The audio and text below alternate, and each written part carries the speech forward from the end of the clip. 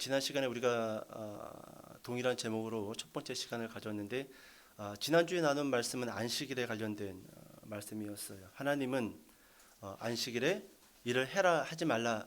어떤 거였지요? 하지 말라. 아무 일도 하지 말라. 아무 일도 하지 말라. 아무 일도 하지 말라. 그랬단 말이죠. 그런데 예수님은 뭐라고 이야기하시죠? 일하는 게 뭐가 잘못이냐? 일하는 게 뭐가 잘못이냐? 그때 제가 이 하나님의 이 말씀 그리고 이 예수님의 이 말씀 사이에서 우리가 어떻게 이 말씀을 정리해야 될까?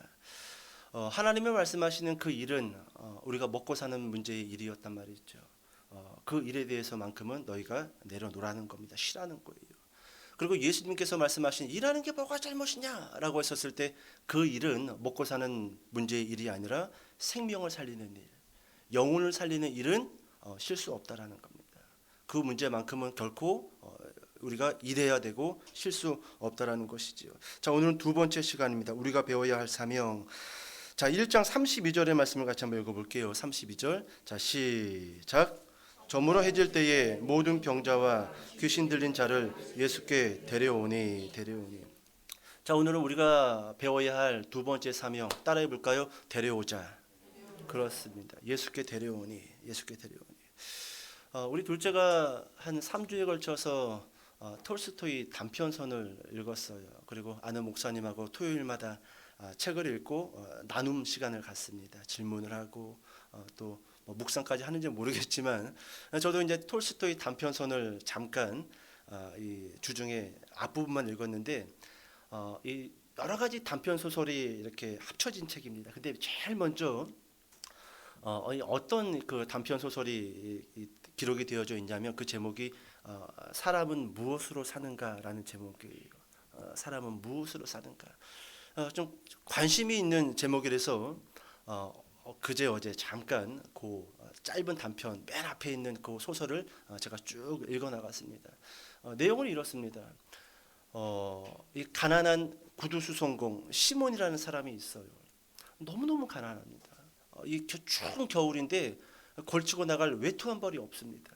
그러니까 다 이 누더기 같은 외투가 자기만은 있고 이 안에는 그런 외투도 없어요. 그냥 막 솜을 막 짓이겨 가지고 만든 그런 이렇게 거덕제기 같은 거 그런 거 하나 안에는 입고 다니고 그렇습니다. 이 구두 수송공이 이렇게 구두를 수선해주고 외상 여기도 또 외상. 근데 겨울이 너무 추우니까 이제 갖고 있는 동전 몇 개 하고 그냥 외상을 받아가지고 장터에 가서 이 좋은 외투 한 벌을 사려고 그렇게 집을 나섭니다. 그리고 아내도 이제 좀 기대가 되는 거예요. 우리 남편 고생했는데 좀 외상 좀 싹 걷어가지고 뭐 너무너무 좋은 외투는 아니더라도 그래도 좀 추위를 좀 견딜 수 있는 그런 외투 한 벌 사갖고 입고 좀 왔으면 좋겠다. 그리고 나서 이제 남편 시몬이 길을 나섭니다. 그리고 나서 이제 외상을 받으려고 갔는데 외상을 받았을까요? 못 받은 거예요. 나 갚을게. 근데 지금 당장 돈이 없네. 어떡하지? 그래서 결국은 이제 돈을 하나도 외상을 받지 못한 채 장터에 갔는데 외투를 살 수 있을까요? 못 사죠. 못 사요. 외투값이 터무니없이 비싼 거예요. 자기가 갖고 있는 돈으로는 그 겨울 외투를 살 수가 없는 겁니다. 그러니까 동전 몇 개 가지고 그냥 에이 날씨도 추운데 술이나 먹고 그냥 집에 들어가자. 가지고 술 한 병 사가지고 그냥 벌컥벌컥 마시고 그냥 그 술 기운에 그래서 따뜻하네. 그리고 나서 이제 막 이렇게 막 다 누더기 같은 모자 눌러 쓰고 그냥 다 뜯어진 그 외투 이렇게 동여 매고 막 추운 겨울에 집을 향하여 걸어가는데 이제 마을 어귀에 그 교회를 지나갈 쯤에 그 교회 담벼락에 한 남성이 옷을 하나도 안 입은 채 앉아 있는 거예요. 도와줄까? 아니야. 나도 힘든데 저 사람을 내가 어떻게 도와주겠어. 그리고 이제 지나치면서 지나가는데 도무지 지나갈 수가 없는 거예요. 마음에 그게 허락되지가 않는 거예요. 그래서 다시금 돌아가 가지고 왜 있는 거예요? 왜 알몸으로 있는 거예요? 아무 대답이 없어요. 이 사람이. 자기 모자를 벗어가지고 그 사람한테 씌워주고 본인도 추운데 그 외투를 벗어가지고 그 사람한테 입히고 또 갖고 있었던 구두 한 컬레를 그 사람한테 신기고 해서 집으로 데려갑니다. 우리 여자분들 돈 못 버는 남편이 어디서 노숙자한 사람 끌고 밤에 집에 들어왔다. 그래도 좋아요. 손 들어보세요. 우리 사모님이요. 들으셨죠? 선교사님 많이 데리고 가시기 바랍니다. 여러분 누가 좋아하겠어요? 누가 저러냐. 막 이 아내가 막 울그락불그락 울그락불그락 먹을 것도 없고 내일 아침 한 끼 먹을 빵 한 쪽밖에 없는데 어디서 이상한 남자를 데리고 오고 술 냄새는 나고 외투는 안 사 입고 있고 막 두 사람이 막 티격태격 싸우는 거예요. 싸우는 겁니다. 제가 이 이야기를 다 이야기하면 너무 길지만 좀 결론부터 좀 이야기를 해볼게요. 그렇게 알몸으로 교회 담벼락에 앉아 있었던 이 사람은요, 미카엘이라는 천사였어요. 근데 하나님에게 무언가 잘못을 해가지고 너 세 가지만 배우고 와라. 세 가지만 배우고 와라. 이 사람은 천사였어요. 그러니까 이 시몬과 그 아내가 막 싸우고 막 그럴 때 이 미카엘은 내가 이대로 알몸으로 쫓겨나겠구나. 내가 저기 나가면 나 얼어 죽을 수도 있는데. 근데 그때 갑자기 그 아내가 자신을 바라보면서 측은한 마음을 갖는 겁니다. 동정의 마음을 갖는 거예요. 방금 전까지 왜 이런 인간을 데려왔냐? 이 사람이 누군 줄 알고 데려왔냐? 우리에게 해코지하면 어떡하려고 그러냐? 먹을 것도 없는데 이 사람 줄 게 어디 있느냐? 막 그랬던 사람 아내가 갑자기 이 알몸의 그 남자 추위에 떨고 있었던 그 사람을 바라보면서 동정의 시선으로 바라보면서 음식을 차려주는 겁니다. 이때 이 미카엘이라는 이 남자가 한 번씩 미소를 지어요. 첫 번째 것을 배웠다라는 거예요. 첫 번째 거. 자, 두 번째 거는 무엇을 배우냐면은 결국 이제 이 미카엘이라는 사람은 시몬을 통해서 구두 만드는 일을 배웁니다. 그리고 두 사람이 열심히 구두 수선도 하고 구두도 만들어주면서 어느 정도 조금 먹는 데는 문제없게 되어져요. 근데 어느 날 밤 그 마을에 아주 잘 사는 귀족, 키가 크고 막 덩치가 우람하고 막 배가 불룩 나온 그 귀족이 좋은 가죽을 가지고 와서 툭 던져놓고 자기 구두를 한 컬레 만들어 달라는 거예요. 구두를. 근데 그때 이 미카엘이라는 이 사람이 한 번 또 웃어요. 웃습니다. 자, 그리고 나서 시몬이 그 미카엘에게 구두 좀 만들어 봐라라고 했는데 이 미카엘이 구두를 만들지 않고 실내화를 만들어 버리는 거예요. 이 비싼 가죽을 가지고. 그러니까 막 시몬이 화를 내는 거죠. 아니 이 비싼 가죽을 가지고 그렇게 당부를 하고 갔는데 이걸로 실내화를 만들면 어떡하냐. 근데 잠시 후 문 두드리는 소리가 들리는 겁니다. 그 귀족과 함께 왔었던 하인이 찾아온 거예요. 구두 만드실 필요 없습니다. 구두 만드실 필요 없습니다. 돌아가는 길에 돌아가셨습니다. 돌아가셨습니다. 여러분 방금 미카엘이 한 번 또 웃었다고 했잖아요. 왜 웃었을까요? 두 번째 걸 배웠어요. 사람은 자신이 무엇이 필요한지 모른다라는 거예요, 지금. 근데 천사는 그걸 알고 있었던 거예요. 저 사람은 구두를 만들어 달라고 할 게 아니라 장례식 때 신을 실내화를 만들어 달라고 해야 되는데 사람은 그걸 모르고 있다라는 거예요. 자, 세 번째. 추운 겨울에 한 여자가 두 쌍둥이 여자 아이를 데리고 그 집을 찾아옵니다. 구두를 만들어 달라고 찾아오는 거죠. 근데 이 어머니가 이 두 쌍둥이의 친엄마인 줄 알았는데 아니었던 거예요. 그 모습을 보고 미카엘이 마지막 한번 싹 웃어요. 세 번째 웃음을. 미카엘은 알고 있었어요. 미카엘. 여러분 이 엄마하고 이 쌍둥이는요 원래는 가족 관계가 아니었어요. 이 두 쌍둥이 엄마는 이 두 쌍둥이를 낳다가 죽었습니다. 죽었어요. 그래가지고 천사가 그 쌍둥이 엄마를 데리러 왔는데 너무너무 불쌍한 거예요. 그리고 그 쌍둥이 엄마가 그 천사에게 내가 죽으면 남편도 얼마 전에 죽었는데 이 쌍둥이는 누가 키웁니까? 한 번만 좀 제 생명을 좀 연장시켜주면 안 될까요? 근데 하나님은 데려오라고 했단 말이죠. 데려와라. 근데 미카엘은 그것을 그렇게 하지 않았어요. 그래서 벌을 받은 거예요. 벌을 받은 겁니다. 그리고 그 쌍둥이 어머니는 이제 나중에 이제 돌아가시고 나서 이웃에 살고 있었던 그 어머니가 자기 젖먹이 아들이 있는데 그 아들 하나 돌보는 것도 어려운데 아무도 없으니까 이 쌍둥이 자매가 벌거숭이니까 양녀로 집에 데리고 와가지고 젖을 물려가지고 열심히 키웁니다. 근데 자기 그 아들은 죽고 결국은 이 쌍둥이 자매만 이 어머니가 키워요.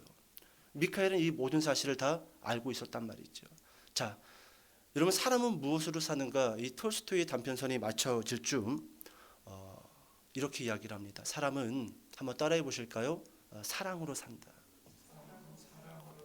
그렇습니다. 사랑으로 산다는 거예요. 사랑으로. 돈으로 사는 것도 아니고 건강으로 사는 것도 아니고 명예로 사는 것도 아니고 서로를 사랑하면서 산다라는 거예요. 그러면서 이렇게 이야기합니다. 사랑은 곧 하나님의 성품이다. 사랑하는 자는 곧 하나님의 자녀다. 하나님이 그와 함께한다. 그렇게 톨스토이는 단편 소설을 마무리 짓고 있다라는 것이지요. 여러분, 혹시 여러분들 가운데 내가 이렇게 혼자서 이렇게 어려워지고 혼자서 외톨이로 남게 되면 어떻게 되지? 여러분 걱정하지 마세요. 여러분, 우리가요 하나님의 사랑으로 하나 된 공동체라는 겁니다. 옆 사람에게 좀 이렇게 이야기해 보실까요? 걱정하지 마세요. 제가 있잖아요. 그렇습니다. 여러분 걱정할 필요 하나도 없어요. 걱정할 필요 하나도 없어요. 저는 우리 이 교회가, 우리 특별히 이 기쁨의 교회가 어떤 자립과 어떤 성장의 목적이 아니라 서로를 돌보고 사랑으로 걱정할 필요 하나도 없어요. 하나도 없다라는 거예요. 제가 돌볼 거고요. 제가 아프면 여러분들이 저를 돌봐주세요. 여러분, 우리가 배워야 할 사명, 예수께 데려오니, 오늘 여러분 이 32절의 말씀을 보니까 환자들과 귀신 들린 사람들이 혼자서 예수님께 나왔다라고 그렇게 기록되어져 있지 않아요. 누군가 데려왔다라는 겁니다. 그럼 누가 데려왔을까요? 이 환자들과 귀신 들린 사람들. 아마도 조금 더 온전한 사람들이 데려왔을 거예요. 조금 더 건강한 사람들이 귀신 들린 사람들, 그리고 몸이 아픈 사람들을 예수님께 데려왔을 거라는 것이지요. 가족일 수도 있을 거고요. 친척일 수도 있을 거고요. 아니면 뭐 친구일 수도 있을 거고요. 아니면 주변에 이웃일 수도 있겠지요. 그런데 여러분 잘 보세요. 여러분 데려옴의 문제에 있어서 가장 중요한 사실 한 가지는 사랑하는 마음이라는 거예요. 불쌍히 여기는 마음이라는 겁니다. 안타까워하는 마음이라는 거예요. 오늘 어쩌면 우리가 교회 안에서도 서로를 향하여 냉랭한 게 어쩌면 우리가 첫사랑을 잃어버린 게 아닐까 싶어요. 첫사랑. 여러분 데려옴의 문제에 있어서 가장 중요한 사실 한 가지는 뭐냐 하면은 사랑하는 마음이라는 거예요. 불쌍히 여기는 마음, 안타까워하는 마음. 오늘 여러분들은 어떻습니까? 우리가 그리스도의 사랑으로 한 공동체를 이루고 그렇게 교회를 세우고 그리고 하나님의 나라를 만들어 가고 있는데 우리 마음이 어떠냐라는 거예요. 우리 마음이. 내 마음은 서로를 향한 그 사랑이 있냐라는 거예요. 여러분 냉랭하다라고 한다면은 오늘 여러분 이 문제를 놓고 하나님께 기도하셔야 돼요. 하나님, 내 마음부터 누군가를 사랑할 수 있는 그 마음이 채워지게 하여 주시옵소서. 여러분 저는 이렇게 종종 이 목회자로서 교역자로서 이렇게 성도들을 이렇게 예배 시간에 이렇게 들어오는 모습들이나 또 가는 모습들을 봅니다. 특별히 우리 학생들, 청소년들, 청년들, 너희들은 어른들이 들어오면은 인사를 잘해야 돼. 어른들이 들어왔는데도 들어오는지 안 들어오는지 지 할 일이나 하고 그러면 안 돼요. 그리고 어른들도 마찬가지입니다. 누군가가 오고 누군가가 갈 때 교회 안에서 반갑게 맞아줘야 돼요. 누가 오는지 쳐다보지도 않고 누가 가는지 자기 일만 하고 있으면요. 여러분 그처럼 냉랭한 게 어디 있습니까? 여러분 은행을 가도 여직원들이 인사를 해요. 청년경찰이 무엇을 도와드릴까요? 먼저 다가와서 그렇게 말을 건다라는 것이지요. 그런데 여러분 우리가 그리스도의 사랑으로 한 공동체를 이뤘는데 어쩌면 이렇게 서로 간에 냉랭한지, 어쩌면 이렇게 서로 간에 무관심한지 저는 그런 모습을 볼 때마다 씁쓸합니다. 이렇게 냉랭한 마음과 냉랭한 가슴을 가지고 우리가 한 교회다, 한 공동체다, 한 성도다 말하는 게 저는 좀 약간 좀 뭐라고 할까요? 좀 마음이 아파요. 마음이 아파요. 이렇게 냉랭하고 서로 간에 관심이 없는 그런 마음을 가지고 하나님께 예배를 드린들 과연 하나님이 받으시겠냐라는 거예요. 여러분 아까 톨스토이 남편선, 톨스토이는 그걸 정확하게 봤던 거예요. 톨스토이는 기독교인입니다. 사람은 무엇으로 사는가? 저는 이 제목을 좀 바꿔보고 싶어요. 교회는 무엇으로 사는가? 따라해 봅시다. 사랑으로. 그렇습니다. 여러분 냉랭한 교회 다니고 싶어요? 갔는데 쳐다보지도 않고 이것 좀 어디 있을까요? 그거 알아서 찾아보세요. 이런 게 다니고 싶어요? 조그마지만 그래도 오셨어요. 이렇게 좀 반겨주고 좀 손이라도 잡아주는 교회. 여러분 사랑이 있는 교회. 그런 교회에 여러분 머물고 싶은 것이 우리들 마음이라는 것이지요. 여러분 예수님이 사람들을 고치고 그리고 귀신 들린 사람들을 고쳤을 때 여러분 그 사람들은 혼자 나온 것이 아닙니다. 누군가가 데려 나왔는데 여러분 그들은 다 어떤 사람들이냐면은 불쌍히 여기는 마음을 가지고 있었던 사람들이라는 거예요.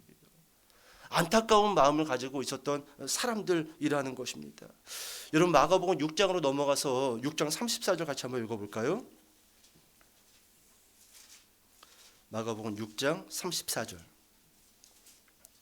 자, 시작. 예수께서 나오사 큰 무리를 보시고 그 목자 없는 양 같음으로 인하여 불쌍히 여기사 이에 여러 가지로 가르치시더라. 아멘. 아멘. 여러분 예수님께서 이 땅에 오셔가지고 병자들을 고치고 귀신 들린 사람들을 치료하시고 그리고 말씀을 가르칠 때요, 그냥 사명이니까 하지, 뭐 사명이니까 나 하기 싫은데 그런 마음을 가지고 하지 않았다라는 거예요. 오늘 제가 볼 수는 없지만 예수님이 새벽에 일찍 일어나서 기도를 하시거든요. 아유 기도 시간이니까 기도하지, 그런 마음으로 기도하지 않았다라는 거예요. 오늘 6장 34절을 보면은요, 그 큰 무리를 보시고 목재 없는 양 같음으로 인하여 어떻게 여기사 불쌍히 여겼다라는 거예요. 이게 예수님의 마음이에요. 그리고 그 불쌍히 여기는 마음, 안타까워하는 마음, 사랑하는 마음을 가지고 어떻게 했다? 말씀을 가르치시더라. 병자들을 고치시더라. 귀신들을 쫓아내시더라. 여러분 먼저 무엇이 선행되는 거예요? 마음이라는 거예요. 불쌍히 여기사 가르치시더라. 일이 먼저가 아니라, 행함이 먼저가 아니라, 분명 여러분 성경에서는 행함보다도 먼저 불쌍히 여기사 마음을 먼저 강조하고 있다는 거예요. 지난주부터 우리 교회가 새벽 예배를 시작했습니다. 지난주, 이번 주 이제 2주가 지났어요. 2주 동안에 봤던 말씀이 시편 1편만 봤어요.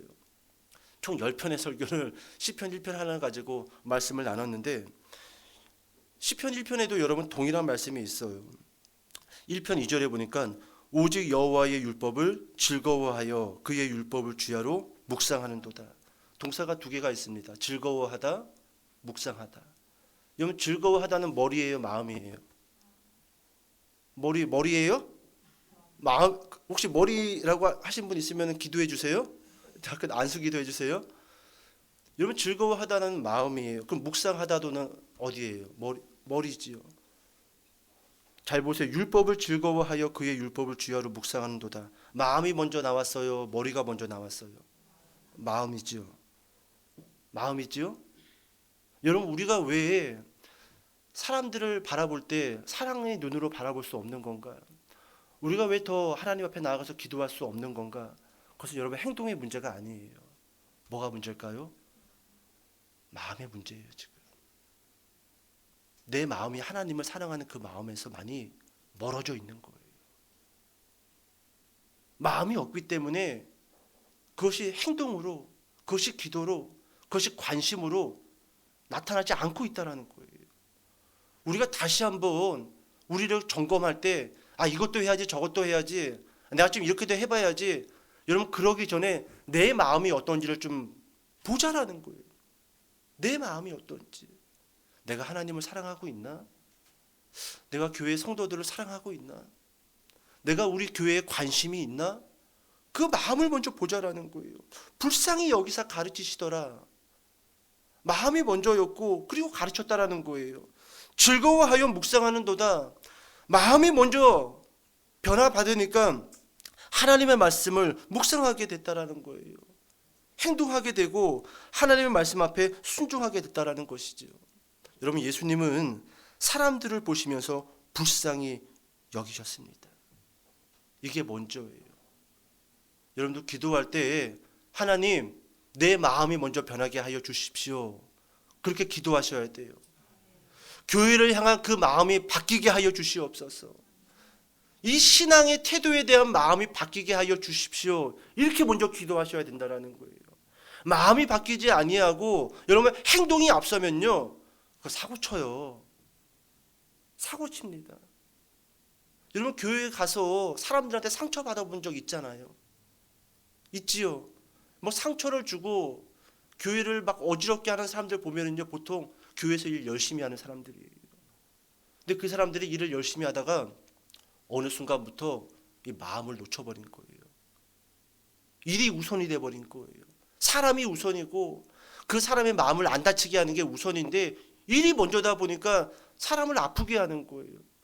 사람의 마음 그걸 신경 쓰지 않는 거예요. 여러분 꼭 다시 한번 기억하시길 바랍니다. 예수님은 불쌍히 여기셨어요. 사랑하는 마음을 가지고 사람들을 만나서 병자들을 치료하시고 그들을 말씀으로 가르치셨다라는 겁니다. 여러분 불쌍히 여겼다. 이 불쌍이라는 헬라어가 뭐냐면 스플랑크 니조마이입니다. 한번 따라해 보실래요? 스플랑크 니조마이. 네, 이게 헬라어예요. 불쌍히 여겼다. 여러분 스플랑크 니조마이가 신약 성경에서 여러 번 사용되어졌는데 어디에서 먼저 사용되어졌냐면은 누가복음 15장 20절에 보면은 이에 일어나서 아버지께로 돌아가니라. 아직도 거리가 먼데 아버지가 그를 보고 측은히 여겨 달려가 목을 안고 입을 맞추니. 탕자의 비유지요. 여기서 아버지가 돌아오는 탕자를 보고 측은히 여겼다. 이게 스플랑크 니조마이예요. 여러분들의 자식이 여러분들 재산 반절 가지고 나가가지고 몇 년 동안 술 먹고 마약하고 다 쓰고 그지가 돼가지고 집에 돌아왔다고 생각해 보세요. 경찰서에 전화가 왔어요. 얘가 일으킨 사고 그런 것들 해결하는 피해액만 어마어마해. 근데 그런 아들이 집에 돌아왔다고 생각해 보세요. 측은한 마음으로 바라볼 수 있어요? 그건 불가능합니다. 여러분 스플랑크 니조마이가 바로 그런 거예요. 측은히 여겨. 이 아버지는 여전히 자기 그 집 나간 아들을 사랑하는 마음을 잃어버리지 않고 간직하고 있었다라는 거예요. 그 마음이 있었기 때문에 그 아들을 어떻게 하지요? 달려가 목을 안고 입을 맞추니. 여러분 꼭 이 스플랑크 니조마이 불쌍히 여기는 마음이 여러분들의 마음 가운데 충만해지기를 축복합니다. 불쌍히 여기니. 여러분 스플랑크 니조마이가 또 어디서 사용되어졌냐면은 누가복음 10장에 가서 보면은 어떤 사마리아 사람은 여행하는 중 거기 이르러 그를 보고 불쌍히 여겨. 선한 사마리아인의 비유에서도요 이 스플랑크 니조마이가 쓰여졌어요. 알고 있었던 사람도 아닙니다. 강도 만난 사람이에요. 같은 민족도 아닙니다. 오히려 저 민족은 우리 민족을 무시했던 사람들입니다. 종교인들은 다 무시하고 지나갔어요. 근데 이 사마리아 사람만 그 강도 만나서 죽게 된 사람을 어떻게 여겼다고요? 불쌍히 여겼다. 어떻게 이럴 수 있을까요? 어떻게 그렇게 자신의 시간을 들이고 자신의 돈을 들여가지고 강도 만나서 죽어가는 사람을 도와줄 수 있냐라는 거예요. 불쌍히 여겨요. 스플랑크 니조마이. 여러분 이 마음 없이는요 불가능한 거란 말이지요. 예수님이 바로 그와 같은 마음을 가지고 이 땅에 오셨고 그와 같은 마음을 가지고 병자들을 고치셨고 그와 같은 마음을 가지고 자신을 십자가 밑에서 조롱하는 그 사람들에게 하나님에게 기도하지요. 저들이 알지 못하고 하는 짓이니 하나님 용서하여 주십시오. 스플랑크 니조마이. 우리가 지금 이 순간에 가장 우리가 하나님께 구해야 될 것은요 다른 게 아니에요. 하나님 이 마음을 우리에게 주십시오. 이 마음을 우리에게 주십시오. 이 마음 없으면요 계속 떠들 뿐이에요. 계속 공허할 뿐이에요. 스플랑크 니조마이. 하나님 나에게도 측은히 여기는 마음을 주십시오. 하나님 나에게도 누군가를 불쌍히 여기는 마음, 이웃을 불쌍히 여기는 마음, 교회를 귀하게 여기는 마음 주십시오. 그렇게 우리가 기도해야 된다라는 것이죠. 여러분 다시금 본문으로 들어와서 1장 32절 말씀 다시 한번 읽어보도록 하겠습니다. 1장 32절 말씀. 자 시작. 모든 병자와 귀신 들린 자를 예수께 데려오니. 예수께 데려오니. 여러분 이 데려오다라는 헬라어가 페로입니다. 따라해볼까요? 페루가 아니라 페로예요. 여러분 이 데려오니 이 헬라어 페로는요 이런 의미를 가지고 있어요. 따라해보세요.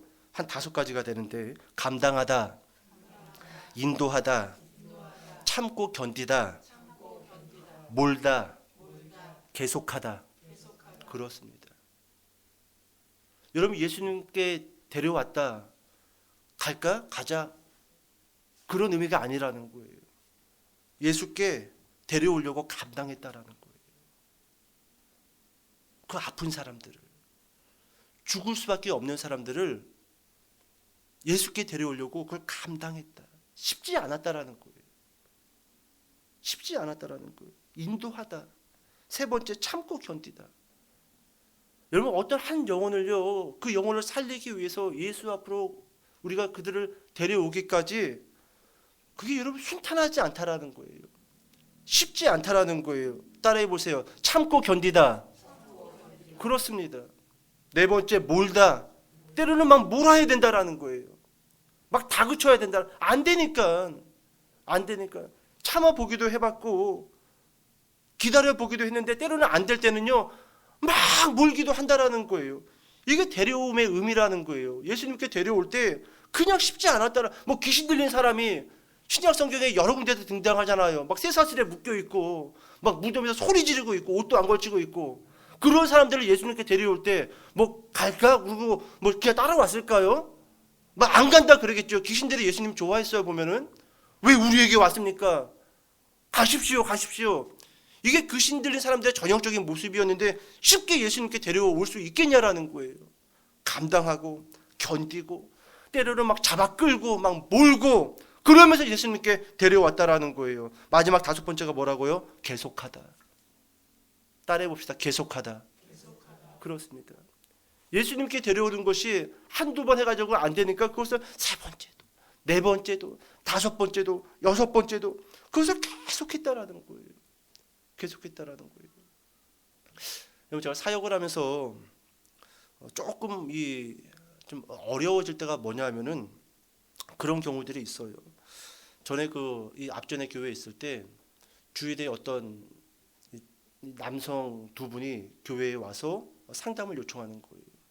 그래서 제가 이제 상담을 하는데 이분의 상담 내용은 이거였어요. 좀 이해할 수는 없었는데 본인이 다니고 있는 그 회사에 같은 부서도 아니고 다른 부서인데 그 회사에서 회식을 하면서 다른 부서의 여직원인데 이혼한 여자라는 거예요. 근데 그 여자가 한 10년째, 15년째 교회를 안 나가고 있다라는 거예요. 그러면서 나보고 가서 좀 전도를 해달라는 거예요. 그래서 내가 괜히 상담을 이 사람이랑 나 좀 밥 먹어야 되는데 지금 또 오후 예배도 있고 한참 이야기를 했어요. 붙잡혀가지고. 그래서 내가 그랬어요. 아니 그럼 선생님이 가서 그분을 교회로 인도하시면 되지. 왜 원래 우리 교회에 다녔던 분도 아니고 우리 교회 찾아와가지고 저보고 그것을 감당해달라고 하느냐. 근데 여러분 이게요 꼭 그 사람만 그러는 게 아니에요. 아마 여러분들 가운데 이런 경험 있을 거예요. 길 가다가 어떤 사람 우연치 않게 예수님 믿으세요? 교회 다니세요? 옛날에 다녔는데 요즘 안 다니죠. 그럼 저희 교회 나오세요. 그럼 연락처만 받고 이렇게 오시는 분들이 있어요. 그죠? 그리고 그 연락처를 누구한테 줘요? 저한테 줘요. 목회자한테 준단 말이에요. 이때가 가장 난감해요. 그리고 다음 주에 이 성도님이 저한테 연락해 보셨어요? 만나셨어요? 정말 난감해요. 제발 그러지 마세요. 여러분들이 하세요. 연락처를 여러분들이 받았다라고 한다면 여러분들이 감당하세요. 목회자는요 알게 모르게 감당해야 할 영혼이 많이 있어요. 많이 있다라는 거예요. 오늘 여러분 예수께 데려오니 이 사람들은요 예수님이 데려가세요. 예수님한테 연락처 주고 예수님이 감당하세요. 이렇게 하지 않았다라는 거예요. 오늘 32절에 분명히 뭐라고 말씀해주고 있습니까? 그 사람들이 데려왔다라는 거예요.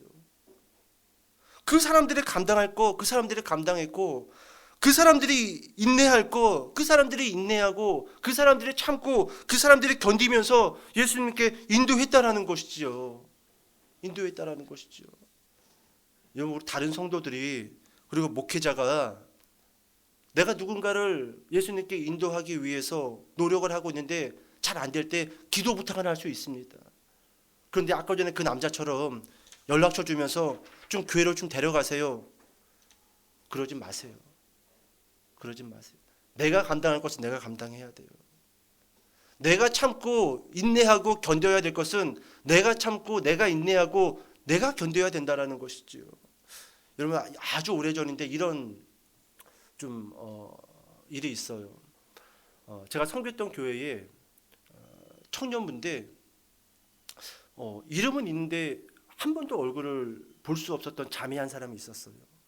그래가지고 막 성도님들한테 수송을 하다 보니까 어디 저기 노원 구 어디에 산다라는 거예요. 그때 제 사역지가 김포 어디였는데, 그러니까 이 완전히 이 대각선으로 끝이잖아요. 예. 그래가지고 좁자 너무 멀다. 굳이 내가 이 자매한테 신경 쓸 필요가 있나? 그런데 뭐 교회 집사님들이나 뭐 우리가 교회 권사님들한테 이 자매에 대해서 물어보니까 병이 들어서 집에 있다라는 거예요. 그냥 막 건강하고 막 클럽 같은 데 다니면서 교회 나오기 싫어가지고 교회를 안 나오는 게 아니라 교회는 너무너무 오고 싶어 하는데 병이 들어서 교회를 못 나온다라는 거예요. 그래서 저도 접었다가 이 자매에 대해서 접었다가 이 자매 주소를 내비에 찍고 그 집을 찾아갔어요. 가는 시간만 1시간 반이 걸리더라고요. 김포에서 노원구까지 가는데. 우리 선교사님도 지금 오신 데가 얼추 거기 근방이잖아요. 그죠? 가는 데만 차가 안 막힐 때 갔는데도 1시간 반 정도 걸리는 거예요. 집 앞에 가가지고 조그마한 임대 아파트 한 10평? 10평도 안 되려나? 그 복도가 사람 두 사람이 걸어갈 수 없는 그런 복도였어요. 문 열고 들어가면 조그마한 방 2개가 있고 거실 한쪽 편에 싱크대가 조그만 게 한 요만한 싱크대가 하나 있고 그런 아파트였어요. 아주 오래된 아파트. 근데 첫날에 가가지고 초인종을 누르고 문을 막 두드려도 뭐 아무런 뭐 기척이 없는 거예요. 분명 내가 그 자매한테 전화도 했고 문자도 남기고 그리고 출발을 했는데 뭐 1시간을 기다리고 1시간 반을 기다려도 전화도 안 받아, 문자 확인도 안 돼. 뭐 문을 아무리 두드려도 연락이 없는 거예요. 결국 돌아왔습니다. 1시간 반 걸려서 갔다가 1시간 반 걸려서 다시금 교회로 돌아왔어요. 그리고서 저녁에 이 자매한테 전화가 온 거예요. 본인이 먹는 약이 엄청 많대요. 막 정신병도 있고 막 헛것도 보이고 그리고 위나 장이나 간이 다 망가져가지고 먹는 약이 엄청나게 많대요. 그래서 그 약을 한 주먹을 먹으면은 막 10시간도 자고 때로는 24시간도 잔다라는 거예요. 잠이 들어가지고 못 일어났던 거예요. 뭐 저는 돌아오면서 이런 막 너무너무 화가 나는 거예요. 진짜 3시간에 걸쳐가지고 이게 뭔 시간 낭비인가, 뭔 시간 낭비인가. 이 시간에 차라리 말씀을 읽고 설교 준비를 했으면 벌써 한 편을 했겠다, 막 그런 마음을 가지고 왔는데 저녁에 그 전화를 받고 나서 내일 또 가봐야겠다. 그래서 교회 출근하고 나서 업무를 좀 보다가 시간을 내가지고 또 갔어요. 연락을 하고. 그래가지고 이 처음 그 자매를 보는 날이었죠.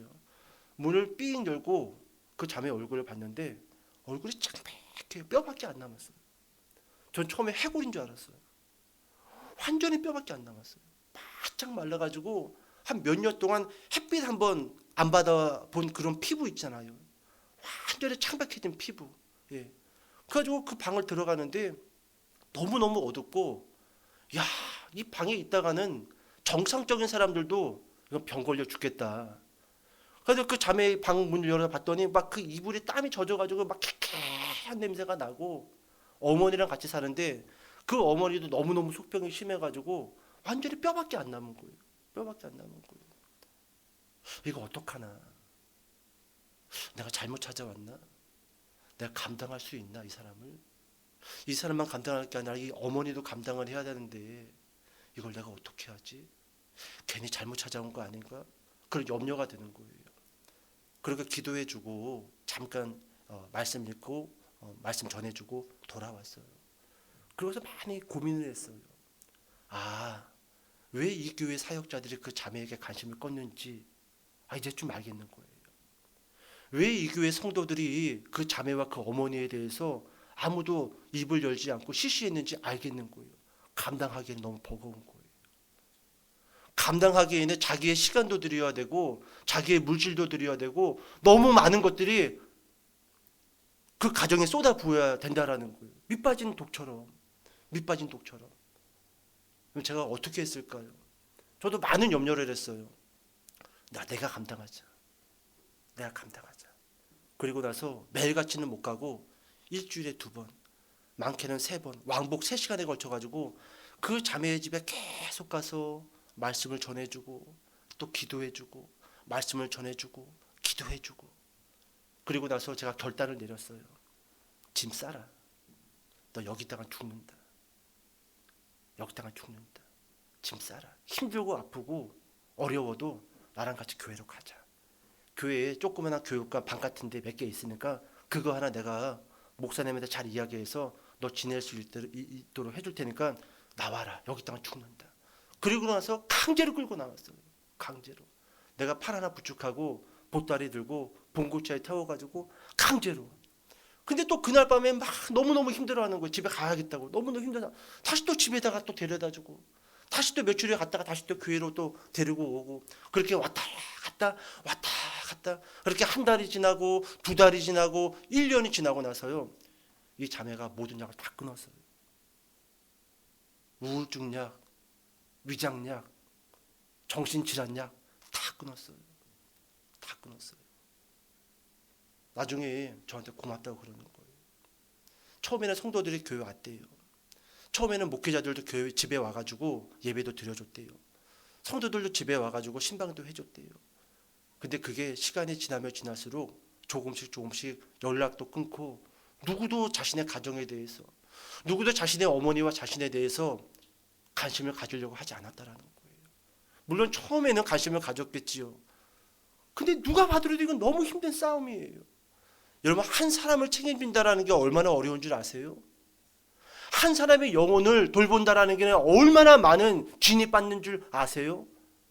근데 누가 그런 일들을 감당할 수 있는가? 스플랑크 니조마이. 불쌍히 여기는. 여러분 그 마음을 가지고 있다라는 건요. 하나님의 성품에 참여한 자예요. 예수님이 그런 말 했죠. 내가 그 안에, 그가 내 안에. 여러분 예수님 안에 들어가고 싶으십니까? 예수님이 내 안에 들어오셨으면 좋겠습니까? 그러면요 다른 거 없어요. 스플랑크 디조마이. 영혼을 바라볼 때 불쌍히 여기는 마음을 가지면요 하나님이 지금 내 안에 충만하게 계신 거예요. 성령 충만 여러분 그러니까 기도할 필요 없어요. 스플랑크 디조마이. 불쌍히 여기는 마음을 달라고. 그리고 그 마음이 내 안에 가득 채워지면은요 이미 내 안에는요 삼위일체 하나님이 살아계시는 겁니다. 그리고 여러분 그러한 사람들은요 누굴 만나든지 간에 사랑이 전달되어져요. 위로가 전달되어져요.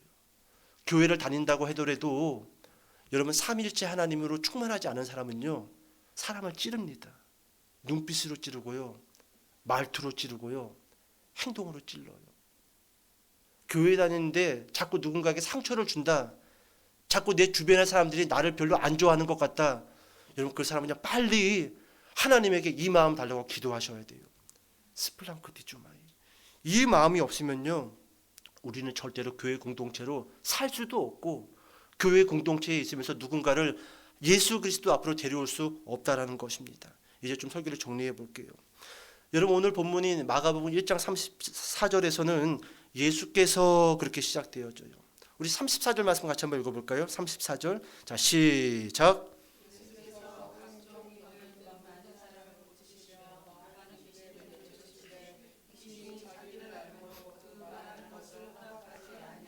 아멘.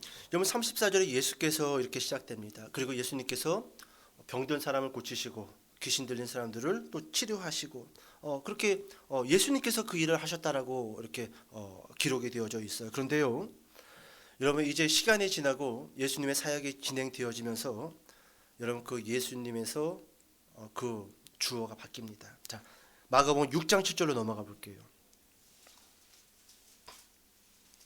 6장 7절. 자, 큰 목소리로 읽어볼게요. 6장 7절. 자, 시작. 12제자를 부르사 둘씩 보내시며 더러운 귀신을 제어하는 권능을 주시고. 자, 6장 13절도 읽어보겠습니다. 시작. 많은 귀신을 쫓아내며 많은 병자에게 기름을 발라 고치더라. 아멘. 여러분 볼까요? 여러분 처음에 1장 34절에서 예수님께서 단독적으로 그 사역을 시작했습니다. 병든 자를 고치시고 귀신을 쫓아냈단 말이죠. 그런데 여러분 시간이 지나고 예수님께서 제자들을 양육하고 제자들을 훈련하면서 이제 예수님께서는 한 발 뒤로 빠지시고 그 자리에 누가 들어가 있다라는 거예요? 12제자가 들어가 있다라는 거예요. 12제자에게 그와 같은 권능을 주셨다라는 거예요. 그래서 12제자가 똑같이 예수님처럼 병든 자들을 고치고 있다라는 거예요. 그 일을 감당하고 있다라는 거예요. 그 일을 견디고 있고 그 일을 인도하고 있다라는 것이죠. 그런데요, 여러분 시간이 점차 지나서 이제 그 12제자 자리에 누가 들어가는지 말씀 하나 찾아보도록 하겠습니다. 마가복음 16장 넘어가 볼까요? 16장 15절부터 18절까지 읽어볼게요. 마가복음 16장 15절부터 18절까지입니다. 자, 15절부터 시작.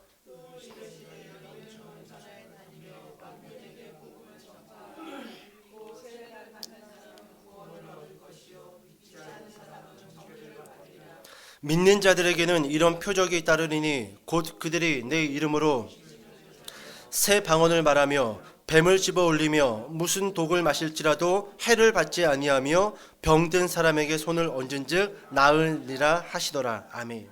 여러분 16장 17절에 어떤 사람들이요? 믿는 자들. 여러분 예수님으로부터 시작된 그 사역이 제자를 통해서, 그리고 12제자를 통해서 그 다음에 누가 그 바톤을 이어받지요? 믿는 자들이. 여러분 혹시 지금 아프신 데 있어요? 옆 사람 쳐다보세요. 그리고 옆 사람 이렇게 어깨나 머리에다 손을 한번 올려보세요. 한번 올려보세요, 여러분. 올려보세요. 네, 올려보세요. 그리고 저 따라해 보세요. 예수님의 이름으로 명하노니 깨끗함을 받을지어다. 아멘. 그렇습니다. 우린 지금까지 예수님이 데려가세요. 목사님이 데려가세요. 목사님한테 안수받아야지 몸 낫지. 물론 여러분 그것도 좋은 신앙의 유산이지요. 근데 성경을 보니까 이제 믿는 자들이라는 거예요. 너희가 감당하라는 거예요. 아픈 사람이 있으면은 목사님에게도 데려와서 기도받게 하면 좋겠지만 내가 해도 된다라는 거예요.